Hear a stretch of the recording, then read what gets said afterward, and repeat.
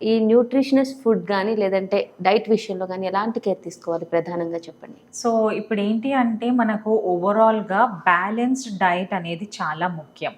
So మనకు food groups అనేటివి ఉంటాయన్నమాట. అంటే ఇప్పుడు బియ్యము, రాగులు, జొన్నలు, గోధుమలు ఇవన్నీ సీరియల్స్ గ్రూప్స్‌లోకొస్తుంది.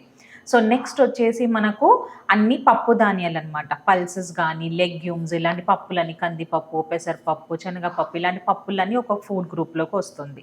సో దీంట్లో కూడా ప్రోటీన్ సోర్సెస్ అంటూ ఉంటాం. అందులో మనం ఎగ్స్ గానీ and white meet which is healthy like chicken, fish ఇవన్నీ కూడా ఇంక్లూడ్ ఉంటుంది.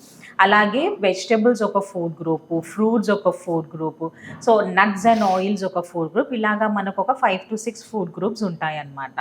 సో ఇవన్నీ కూడా మనకు కరెక్ట్‌గా మనం డైలీ మన డైట్‌లో ఇంక్లూడ్ చేసుకున్నట్లయితే దాన్ని బ్యాలెన్స్ డయట్ అంటూ ఉంటామన్నమాట. సో బ్యాలెన్స్ డైట్ ఏంటి అంటే ఈ కాంబినేషన్ ఆఫ్ అంటే మనకు బాడీకి మ్యాక్రోన్యూట్రియంట్స్, మైక్రోన్యూట్రియంట్స్ అంటే మనకు మ్యాక్రో అంటే ఎక్కువ మోతాదులో మన బాడీకి అవసరం. అంటే కార్బోహైడ్రేట్స్, ప్రోటీన్స్, ఫ్యాట్స్ ఈ 3 కూడా మనం మ్యాక్రోన్యూట్రియంట్స్ అంటూ ఉంటాం. అంటే మన బాడీకి ఎక్కువ మోతాదులో అవసరం అనమాట. సో మైక్రోన్యూట్రియంట్స్ అంటే కొద్దిగా తక్కువ మోతాదులో మన బాడీకి చాలా అవసరం. సో అవి ఏంటంటే vitamins and minerals.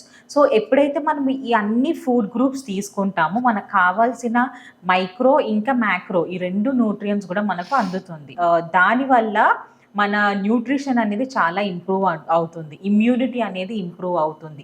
Weight management బాగుంటుంది. మజిల్ స్ట్రెంగ్త్, బోన్ స్ట్రెంగ్త్ ఇవన్నీ కూడా కరెక్ట్‌గా ఉంటుంది. సో అన్నిటికీ మూల కారణం మనకు మోస్ట్ ఇంపార్టెంట్ వచ్చి balance diet. Hi everyone, Nenu mi Vedika. Please subscribe to Volgo Health. Don't forget.